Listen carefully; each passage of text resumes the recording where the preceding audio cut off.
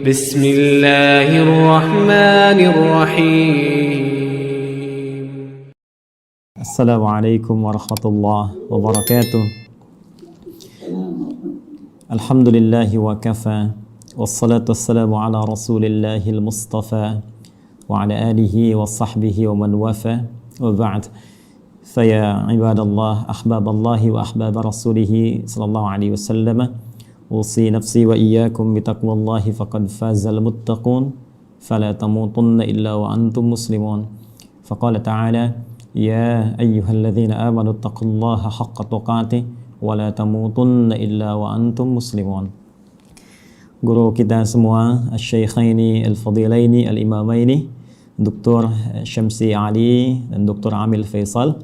Semoga Allah Subhanahu wa taala senantiasa memberkahi seluruh aktivitas antum, menyehatkan, memberikan kekuatan, dan insya Allah mudah-mudahan menerima seluruh amal ibadah kita sebagai amal ibadah yang diikhlaskan oleh Allah Subhanahu wa taala.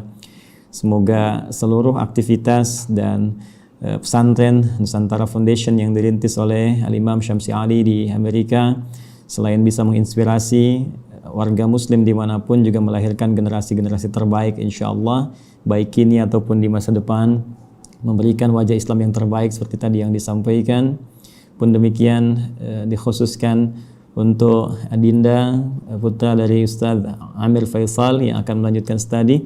Semoga Allah senantiasa berikan taufik, istiqamah untuk tafaqquh fid din, dan kembali untuk bisa menyampaikan risalah pengetahuannya seperti yang diamanahkan dalam Al-Quran surah ke-9 At-Taubah di ayat 122 itu.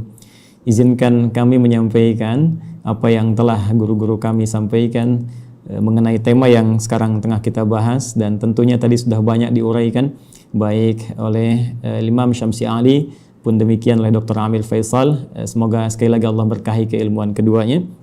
Izinkan kami kemudian merinci dari apa yang tadi telah disampaikan dengan tiga aspek bahasan utama. Kita akan mohon izin mulai dengan muqaddimah tentang mengapa kita diciptakan. Kemudian yang kedua, apa korelasi antara penciptaan dan tugas kita sebagai manusia dengan Al-Quran. Kemudian yang ketiga, bagaimana kita bisa menampilkan pedoman hidup dalam Al-Quran terkait dengan misi kehidupan kita di muka bumi ini. Tiga ini yang mudah-mudahan bisa saya sampaikan dengan durasi waktu yang telah ditetapkan oleh panitia. Tadi ada sekitar 20 menit ya. Mudah-mudahan sampai 20 menit ini, dan kalaupun boleh bisa disesuaikan dengan kultum barangkali Ustaz Syamsi Ali ya, kuliah terserah antum gitu. Jadi waktunya bisa kita maksimalkan insya Allah. Baik, bismillahirrahmanirrahim. Mohon izin karena kita temanya Al-Quran, jadi saya akan mencoba mengurutkan topik bahasan kita sesuai dengan urutan-urutan dari ayat-ayat Al-Quran insya Allah. Kita mulai pertama terkait dengan kenapa kita diciptakan oleh Allah Subhanahu wa taala, apa tujuan utamanya, sehingga nanti kita bisa temukan hikmahnya dan korelasinya dengan Al-Quran. Seperti diketahui bahwa seluruh makhluk yang diciptakan oleh Allah Subhanahu wa taala, baik bernyawa ataupun tidak bernyawa, maka tujuan utamanya, puncak dari misi kehidupannya adalah untuk beribadah kepada Allah Subhanahu wa taala. Ini poin utamanya. Saat Allah menciptakan malaikat, ya, malaikat tidak diciptakan kecuali hanya untuk beribadah, walaupun tugasnya bisa beragam.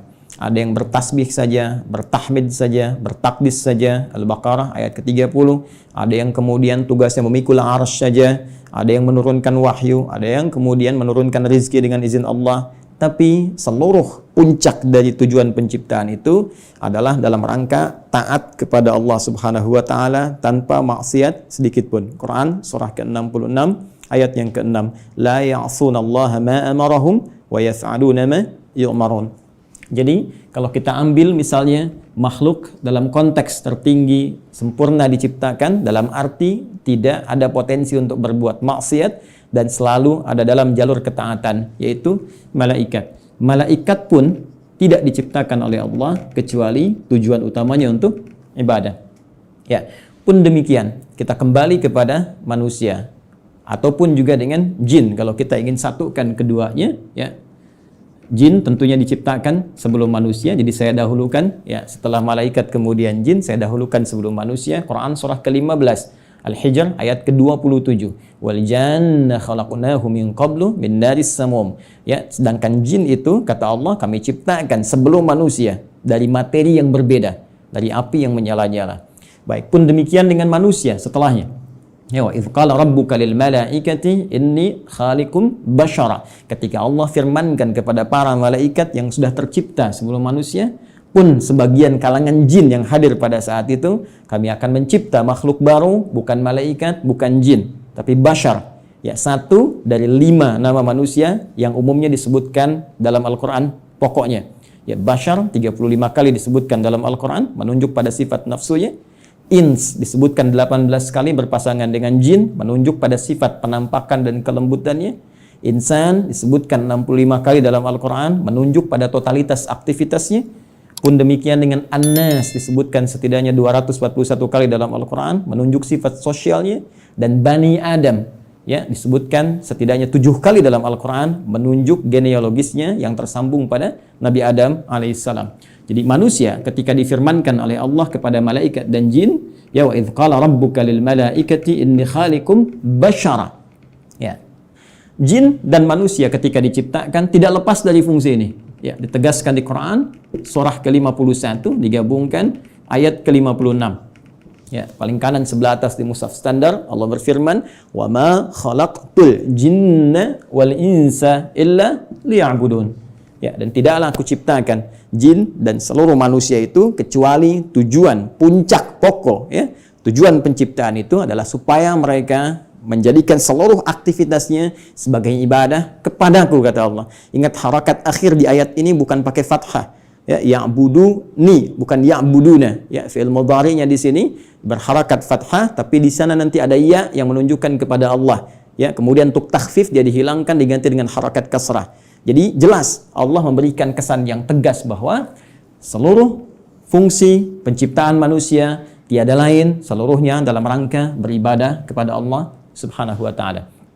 Nah, yang menarik adalah ketika Allah mendeklarasikan dan menginformasikan tentang khususnya manusia ya dalam konteks tugasnya untuk beribadah ini, maka diperjelaslah oleh Allah mengenai tempat dan misinya di mana dia akan beribadah, kemudian seperti apa misi yang akan diemban. Jadi sangat menarik ya, itu disebutkan di Quran surah kedua Al-Baqarah di ayat ke-30 ya, paling kiri sebelah atas di mushaf standar. Ya, Allah berfirman, perhatikan kalimatnya ini sangat indah sekali. Antara penciptaan, pengenalan manusia kepada jin dan malaikat dengan pemberian tugasnya itu dibuka dengan kalimat yang sama, diksi yang serupa, tapi untuk menunjukkan makna yang berbeda. Ya, ingat, karena di Quran tidak ada pengulangan. Ya, ketika disebutkan yang seperti itu, yang serupa, maka kaidah tafsirnya, ya Dr. Amir Faisal, Ustaz Syamsi Ali lebih mengetahui, ya ta'sisan li ma'nan jadid. Ini untuk pengantar kepada makna yang baru, yang tidak sama dengan sebelumnya. Baik, di Quran surah ke-15, ayat ke-28, ketika Allah mencipta manusia digunakan diksi wa idz qala rabbuka lil malaikah. Ya, kemudian ketika memberikan misinya, dan di mana ditempatkan untuk menjalani misi ini, maka dibuka dengan redaksi yang sama. Wa idz qala rabbuka lil malaika. Seakan-akan ingin mengesankan bahwa, hei, saking dahsyatnya penciptaan manusia ini, saking dahsyatnya misi manusia ini, jadi bukan hanya penciptaannya. Ya, penciptaan manusia ingin menunjukkan tentang dibawanya misi yang sangat agung, sangat dahsyat, sampai-sampai malaikat yang sempurna pun tak berbuat maksiat mesti mengetahuinya. Sampai-sampai jin pun yang dicipta lebih dulu mesti mengetahuinya. Ya, hanya bedanya yang di Quran surah 15 ayat ke-28 Allah menggunakan redaksi Khaliq, ya. Karena itu kita menyebut Allah dengan Sang Khaliq, diambil dari diksi Al-Qur'an. Inni khaliqum basyara, mencipta yang tak pernah ada, ya, sebelumnya, mencipta yang tidak bersandar pada bahan yang ada sebelumnya, beda dengan sifat makhluk yang tercipta. Sedangkan pemberian misinya digunakan kata ja'il. Ya. Inni ja'ilu fil ardi khalifah. Yang di sini menunjuk penciptaannya, yang di sini menunjuk pada pemberian misinya. Kita fokus ke sini dulu dengan cepat. Baik, Allah dengan tegas, singkat, padat memberikan satu informasi kepada kita semua melalui Al-Quran. Kata Allah, aku infokan pada malaikat. Aku infokkan pada jin yang sebelum kalian aku ciptakan mereka. Saking tingginya misi kalian, ya. Inni menggunakan taukid, sungguh aku ja'ilun fil ardi, akan menjadikan. Ingat, ja'il menugaskan, khalik mencipta. Setelah ciptaan itu terjadi, karena Allah mencipta mustahil, ya, tidak ada fungsinya, mustahil tidak ada tujuannya. Di dalam bahasa Arab, kalau kita sudah membuat sesuatu kemudian ingin menjadikan, menerangkan fungsinya, apa yang telah dibuat itu, orang Arab menggunakan diksi ja'ala, yaj'alu ja'il. Allah telah mencipta manusia, Quran surah 15 ayat ke-28, dan ingin menerangkan ini fungsi, misi penciptaan manusia itu. Maka digunakan kata ja'il. Inni ja'ilun fil ardi. Satu, fil ardi. Di poin ini. Ini menunjuk pada tempat. Aku akan menjadikan, memberikan fungsi pada manusia yang telah tercipta itu. Akan menempatkan mereka bertugas, tempatnya bukan di langit. Bukan fis sama, ya. Awas hati-hati, tapi tempatnya di mana? Fil ardi. Ya, yang kita terjemahkan dengan bumi itu. Baik. Khalifah, dan dia akan membawa peran untuk menunaikan tugas ibadah itu sebagai khalifah. Ya. Yang setidaknya punya dua makna pokok. Bisa jadi khalafa yakhlifu, ya, yang saling menggantikan. Artinya kalau satu selesai akan lahir yang lain meneruskan kembali, satu selesai meneruskan kembali, ya, bapak kemudian melahirkan anak, anak melahirkan anak lagi, saling menggantikan.